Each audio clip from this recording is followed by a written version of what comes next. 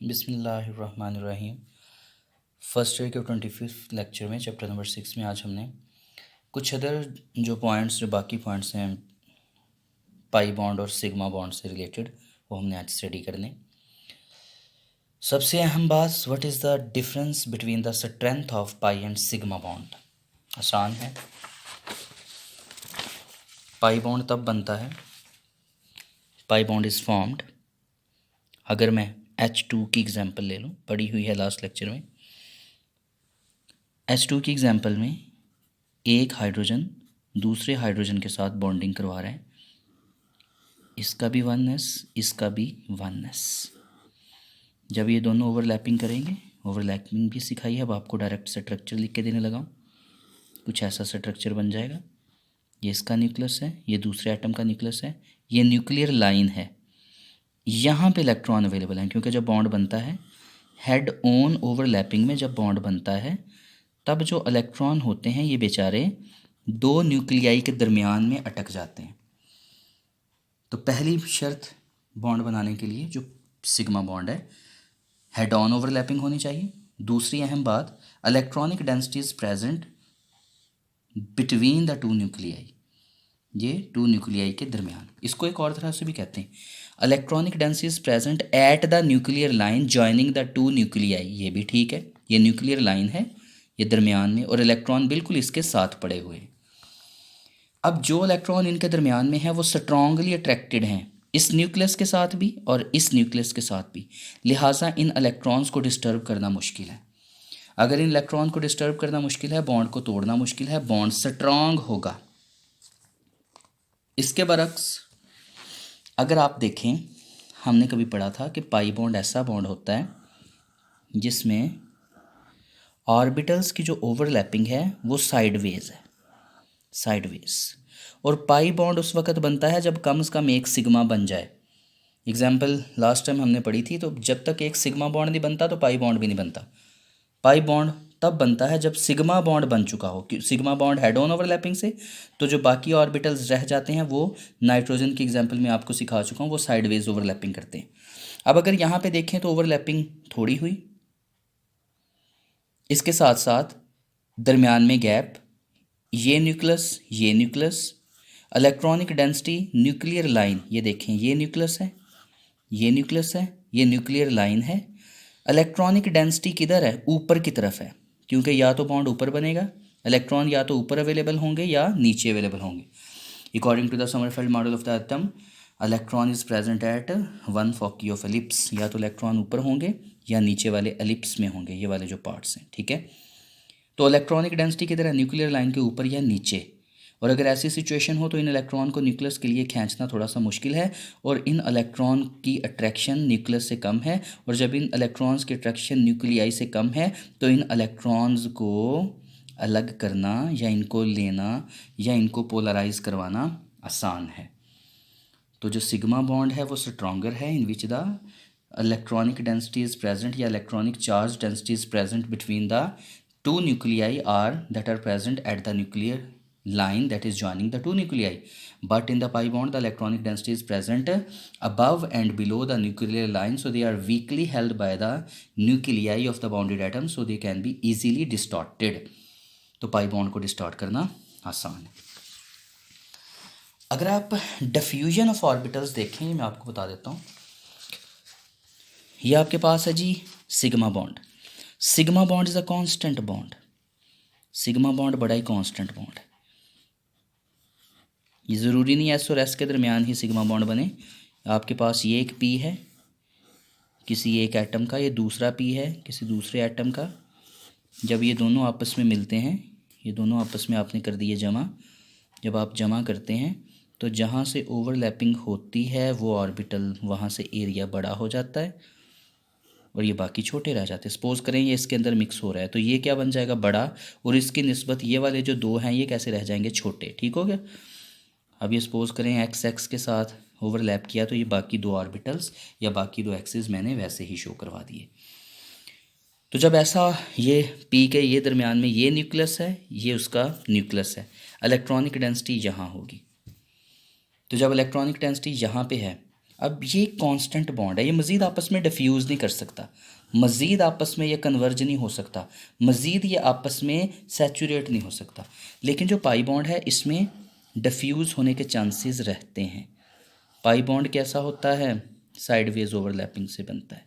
Nuclear line से distance कैसा है? ज़्यादा है, तो बॉन्ड आपस में थोड़े से मज़ीद डिफ्यूज़ हो सकते हैं, क्योंकि अट्रैक्शन कम है जिसकी वजह से बॉन्ड थोड़ा सा डिफ्यूज़ हो सकता है, बॉन्ड एक दूसरे में थोड़ा सा मज़ीद मर्ज हो सकता है। लेकिन सिग्मा बॉन्ड में ये चांस ख़त्म हो जाता है। दरमियान में इलेक्ट्रॉन है, दो न्यूक्लियाई इधर इधर हैं, तो मज़ीद इसको श्रिंक करना या मज़ीद इसको डिफ्यूज़ करवाना, धक्का लगा के आपस में मिक्स करवाना इम्पॉसिबल है। ठीक हो गया? तो यहाँ पे लेकिन न्यूक्लियर अट्रैक्शन कम है, इलेक्ट्रॉन न्यूक्लियस से दूर दूर हैं, फोर्स ऑफ अट्रैक्शन कम है, जिसकी वजह से ये बॉन्ड थोड़ा सा डिफ्यूज़ हो सकता है। 100% नहीं, इससे ज़्यादा डिफ्यूजेबल है। ये कम डिफ्यूजेबल है, ये ज़्यादा डिफ्यूजेबल है। Now the fundamental differences between the sigma and pi bond, जल्दी जल्दी बताता हूँ, बातें सीखी हुई हैं आपने। The linear overlapping result into the sigma bond. Head-on overlapping result into the sigma bond. And sideways is a pi bond. Sigma bond independent existence रखता है, ये बात याद रखनी है। क्यों? Why? मैं रीज़न बता देता हूँ। आपने दोबारा किया ऐसा मॉलिक्यूल, फॉर एग्जांपल मैं ऑक्सीजन का भी एग्जांपल लेता हूँ, मोस्ट इंपॉर्टेंट, डबल बॉन्ड समझ आ जाएगा। ऑक्सीजन टू ऑक्सीजन कौन सा बॉन्ड होता है जी? डबल। इलेक्ट्रॉनिक कॉन्फ़िगरेशन की तरफ आते हैं। इलेक्ट्रॉनिक कॉन्फ़िगरेशन 1s2 2s2 और 4 ये इसको तो छोड़ दो, पूरा हो गया, इसको भी छोड़ दो, पूरा हो गया, क्योंकि वीबीटी के मुताबिक वही बॉन्डिंग में हिस्सा लेंगे जिनके ऑर्बिटल्स हाफ फिल्ड हैं। ये 2p4, पहले एक एक एक फिर एक इलेक्ट्रॉन। और से देखें अनपेड इलेक्ट्रॉन कितने? 2। दूसरा ऑक्सीजन भी ऐसा ही होगा, उसके भी क्या होंगे?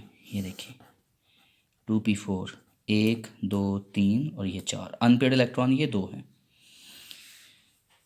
चलें जी ऑक्सीजन के ड्रॉ करते हैं। पी एस तो आपको ड्रॉ करने का फ़ायदा नहीं है, क्योंकि बॉन्डिंग के लिए पी अवेलेबल है। पी भी कौन सा? सिर्फ पी ओ वाला जिसके पास अनपेड इलेक्ट्रॉन है। लेकिन मैं बाकी भी ड्रॉ करवा देता हूँ ताकि आपको समझ में बातें आ जाएं। मैं तीनों ही ड्रॉ करवाने लगा हूँ, P X P Y P C. ये दूसरा ऑक्सीजन है, इसका भी P X P Y P G draw करना है आपने। ठीक है, ये देखिए सबसे पहले जब मॉलिक्यूल एक दूसरे को अप्रोच करते हैं तो बॉन्ड जो बनता है इलेक्ट्रॉनों की शेयरिंग से, वो पहला बॉन्ड सिग्मा बॉन्ड होता है। कभी भी ऐसा नहीं होता कि पहला बॉन्ड पाई बने। अगर सिग्मा बॉन्ड बनेगा तो पाई बॉन्ड बन सकता है, लेकिन अगर सिग्मा बॉन्ड नहीं बना तो पाई बॉन्ड का बनना भी नामुमकिन। अगर मैं सपोज करो मैं ये इलेक्ट्रॉन एक इधर अनपेड, 2 है ना अनपेड, ये मैंने इधर अनपेड ले लिए और ये एक पेड इसके पास, ये पे एक पेड इसके पास। अब मैं कहता हूँ कि ये मॉलिक्यूल आमने सामने अगर ऐसे आएगा तब भी कौन सा बॉन्ड बनेगा? सिग्मा। लेकिन अगर ये वाला और ये वाला एक दूसरे के ऐसे आमने सामने आए फिर भी कौन सा? फ़ौरन जो बॉन्ड बनेगा पहला बॉन्ड, वो कौन सा होगा? वो हमेशा हमेशा हमेशा सिग्मा बॉन्ड ही होगा। थोड़ी सी मैं डायरेक्शन बदल के भी जल्दी जल्दी बता देता हूँ। ये देखें पी एक्स है, पी वाई है, ये पी जी है। अब रफली जल्दी जल्दी डिज़ाइन करने लगा हूँ। सपोज करें एक इलेक्ट्रॉन यहाँ पे पड़ा है। अब दूसरा मॉलिक्यूल ऑक्सीजन का, वो भी 100% ऐसी ही सिमेट्री रखने वाला होगा। एक ये देखें, ये एक आया, ये दूसरा आया, ये तीसरा आया, तो ये एक अनपेड इलेक्ट्रॉन। जब ये भी दोनों आमने सामने आएंगे तो फ़ौरन जो बॉन्ड बनेगा वो कौन सा बनेगा? सिग्मा बॉन्ड बनेगा। जब एक बार सिग्मा बॉन्ड बन जाए मॉलिक्यूल वहाँ पे क्या कर जाएगा? कुछ वक्त के लिए लोकेट कर जाएगा। सिग्मा बॉन्ड बनेगा तो पाई बॉन्ड का बनना पॉसिबल होगा, लेकिन अगर सिग्मा बॉन्ड ही नहीं बना तो पाई बॉन्ड भी नहीं बन सकता। जिधर से भी टकराव होगा पहले कौन सा बॉन्ड होगा? Sigma bond. फिर जब सिग्मा बॉन्ड बन गया, एटम जो हैं वो किसी हद तक अपने स्ट्रक्चर में स्टेबलाइज हो गए। अब एक इलेक्ट्रॉन ये जो बाकी बचा और एक इलेक्ट्रॉन ये, जब ये आपस में शेयर होंगे तो कैसे होंगे? ये साइड वेज। अब ये हेड डाउन नहीं हो सकते। हेड डाउन एक ही बार होना था जो कि किसी एक चांस में पूरा हो गया। ये हेड डाउन हो सकते हैं, ये हेड डाउन हो सकते हैं, ये हेड डाउन, ये हेड डाउन। जब एक बार हेड डाउन हो जाए फिर ज्योमेट्री कुछ वक्त के लिए रिस्ट्रिक्ट हो जाती है और फिर जो जल्दी से बॉन्ड बनता है, ये बॉन्ड सीधा बन गया और जो बाकी 2 बॉन्ड बनेंगे या बाकी एक बॉन्ड बनेगा वो कैसा बनेगा? साइडवेज।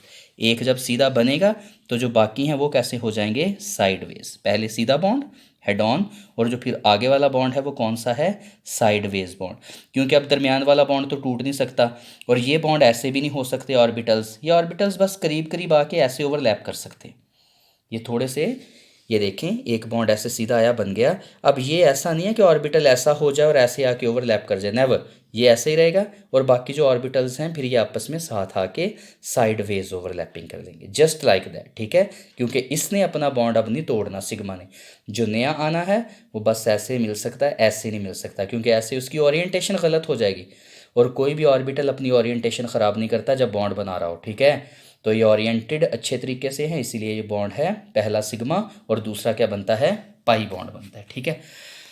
तो पहले जो बॉन्ड है वो बनते हैं हेड ऑन, और जो उससे अगला बॉन्ड बनेगा वो साइडवेज। इलेक्ट्रॉन ऊपर भी हो सकते हैं, इलेक्ट्रॉन नीचे भी हो सकते हैं। जब ये आप पी ऑर्बिटल बनाते हैं, पी एक्स, पी वाई या पी जी, तो इलेक्ट्रॉन में भी प्रेजेंट हेयर, में भी प्रेजेंट हेयर, तो इलेक्ट्रॉन कहीं भी हो सकता है। और दरमियान में क्या चार्ज आता है, पॉजिटिव। क्यों आता है, क्योंकि ये न्यूक्लियस है। जिस तरह एटम के न्यूक्लियस के इर्द गिर्द शेल्स अवेलेबल हैं, वैसे ही ये सब शेल्स और ऑर्बिटल्स तो शेल्स के ही हिस्से हैं ना, तो ये भी न्यूक्लियस के इर्द गिर्द ही अरेंज होंगे। किसी भी ऑर्बिटल का जो दरमियानी पॉइंट होगा वो क्या होगा, वो उस एटम का बेसिकली न्यूक्लियस तस्वुर किया जाता है।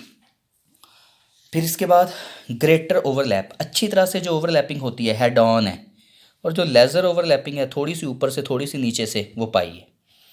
डेंसिटी कहाँ पे होती है, न्यूक्लियर लाइन के दरमियान में। डेंसिटी कहाँ होती है, अबव एंड बिलो, बात बता दी। स्ट्रॉन्गर बॉन्ड है, अच्छे तरीके से ओवरलैपिंग है, न्यूक्लियर लाइन के दरमियान में इलेक्ट्रॉन्स हैं, इलेक्ट्रॉन को जल्दी जान छुड़वाना मुश्किल, ये बॉन्ड वीकर है। जो बॉन्ड जितना स्ट्रॉन्गर होता है वो उतना इनर्ट होता है, और जो बॉन्ड जितना वीकर होता है वो उतना रिएक्टिव है। क्लास में बातें मैं डिस्कस कर चुका हूँ। एग्जाम्पल आप लें हाइड्रोजन की, क्लोरीन की, यहाँ पे देखें डबल बॉन्ड ले लें, ट्रिपल बॉन्ड ले लें, oxygen to oxygen double bond ले लें, तो ये किसकी एग्जांपल्स हैं। इसमें एक सिग्मा होता है, एक बॉन्ड कौन सा होता है, पाई बॉन्ड।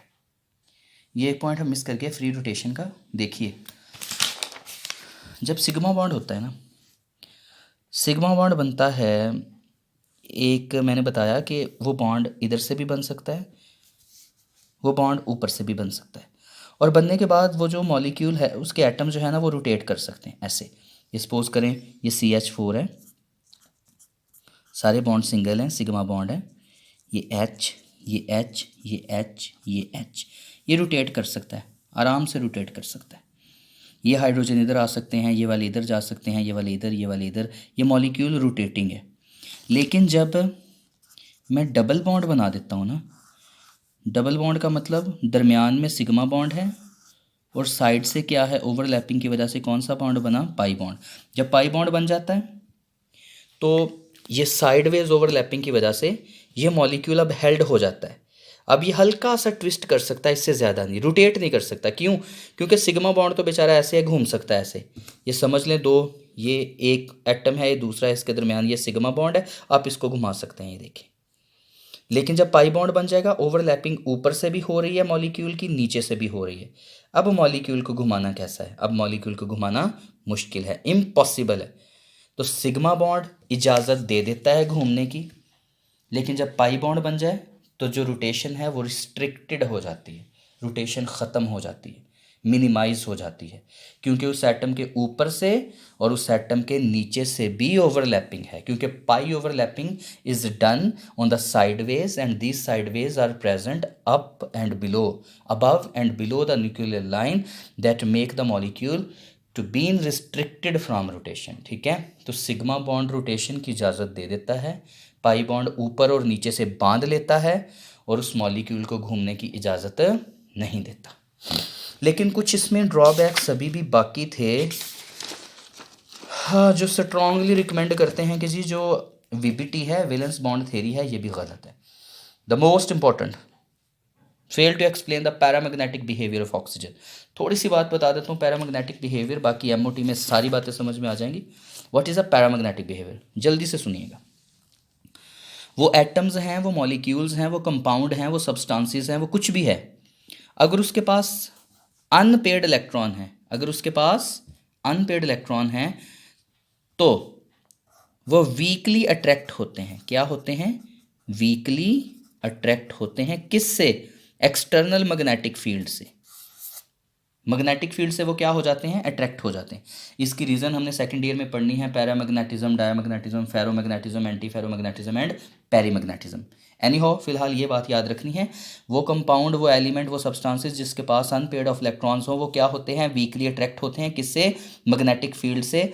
ऐसी प्रॉपर्टी को हम कहते हैं पैरामैग्नेटिज्म। थोड़ी सी बात बता भी देता हूँ। जब इलेक्ट्रॉन अनपेयर्ड है तो उसका अपना मैग्नेटिक फील्ड है। मैंने बताया कि इलेक्ट्रॉन अगर क्लॉकवाइज घूम रहा है तब, ये लास्ट टाइम हम पढ़ चुके हैं, अगर एंटी क्लॉकवाइज घूमता है तो उसके मैग्नेटिक डाइपोल या मैग्नेटिक लाइंस की डायरेक्शन या मैग्नेटिक स्ट्रेंथ की डायरेक्शन किस तरफ को है, अपवर्ड। लेकिन अगर वो क्लॉकवाइज घूम रहा है तो अपने आपको अपने दाएं हाथ की उंगलियों को कर्ल करवाना है, जिसके लिए आपको हाथ को मोड़ना पड़ता है। क्लॉकवाइज डायरेक्शन के लिए उसकी मैग्नेटिक डाइपोल की डायरेक्शन किधर को है, डाउनवर्ड को है।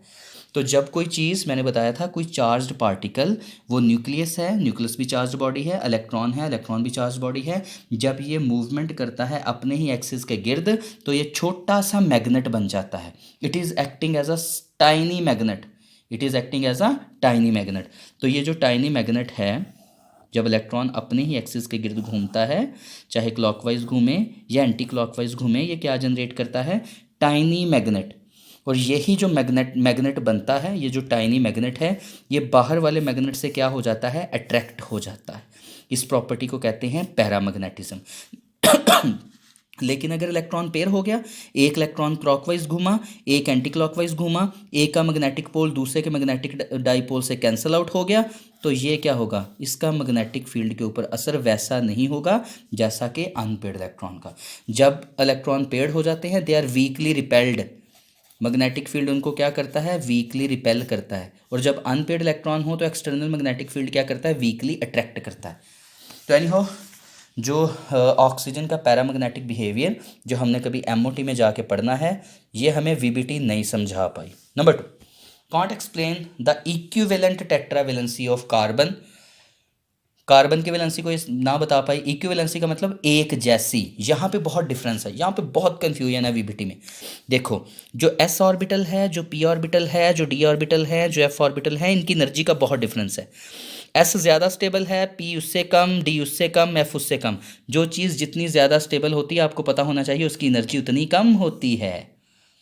एस की एनर्जी पी से कम है, पी की एनर्जी डी से कम है, डी की एनर्जी एफ से कम है, क्योंकि जो चीज़ जितनी स्टेबल है वो उतनी लोअर एनर्जी वैल्यू रखती है। लेकिन इसने यहाँ पे कोई डिफ्रेंशिएट नहीं किया। इस थ्योरी ने हमें ये नहीं बताया, इसने सिर्फ ये बताया, जो इन एग्जाम्पल को देखा गया, लास्ट एग्जाम्पल्स को देखा गया, इसने कहा एस आराम से पी से ओवरलैप कर गया, पी आराम से एस से ओवरलैप कर गया। एनर्जी का क्या डिफरेंस है, कोई नहीं बताया। एनर्जी की, अब एक इलेक्ट्रॉन, अगर गौर से देखें, अगर एक इलेक्ट्रॉन मैं कहता हूँ एस में है, एक इलेक्ट्रॉन पी में है, उन दोनों इलेक्ट्रॉन की एनर्जी का डेफिनेटली डिफरेंस होगा, जो ये नहीं बता पाई। दूसरी अहम बात, आपने आज तक पढ़ा कि कार्बन की वैलेंसी है 4, क्योंकि कार्बन कितने बॉन्ड बनाता है, 4। लेकिन अगर इलेक्ट्रॉनिक कॉन्फ़िगरेशन देखो, जो मैंने शुरू में आपको बात बताई कि आगे वो आएगी, 1s2 2s2 2p2, नज़र आ रहा है। सिर्फ क्या इलेक्ट्रॉन है, ये बॉन्डिंग में हिस्सा नहीं लेंगे, ये बॉन्डिंग में हिस्सा नहीं लेंगे। पी के कितने इलेक्ट्रॉन है, 2। तो कार्बन को कितने बॉन्ड बनाने चाहिए, सिर्फ 2। कार्बन 4 बॉन्ड क्यों बनाता है, इसे नहीं पता। एक्साइटेड स्टेट क्या होती है, ग्राउंड स्टेट क्या होती है, इसे नहीं पता। वीबीटी ने हमें कुछ नहीं बताया। हालांकि कार्बन की वैलेंसी कितनी है, 4। वो कैसे बनती है हम कभी सीखेंगे। 2s में से एक इलेक्ट्रॉन शिफ्ट कर दिया जाता है 2pz में, और तब वैलेंसी बनती है 4। ऐसा क्यों होता है उसे नहीं पता। ओवरलैपिंग का एक्चुअल असूल क्या है, प्रिंसिपल क्या है, वो इसे एक्सप्लेन नहीं कर पाया। ये actual structure of water, actual structure of ammonia and actual structure of different complexes, ये उसे भी डिफाइन नहीं कर पाया। ये ज्योमेट्री को डिफाइन नहीं कर पाया। ऑर्बिटल्स की स्टेबिलिटी को डिफाइन नहीं कर पाया। ऑर्बिटल की स्टेबिलिटी ज़्यादा है, एनर्जी कम है, इसको डिफाइन नहीं कर पाया। तो इन ड्रॉबैक्स को अब हम कभी जानेंगे मॉलिक्यूलर ऑर्बिटल थ्योरी में। इनसे रिलेटेड जो भी एक्सरसाइज में क्वेश्चन है, आपने एक बार उनको देखना है, पढ़ना है, अच्छी तरह से स्टडी करना है। और अगर आपको कोई कन्फ्यूजन है उन क्वेश्चन से, तो आपने इस वीडियो के नीचे कमेंट करना है। जहाँ तक पॉसिबल हो, इंशाल्लाह आई विल हेल्प आउट। अल्लाह हाफिज़।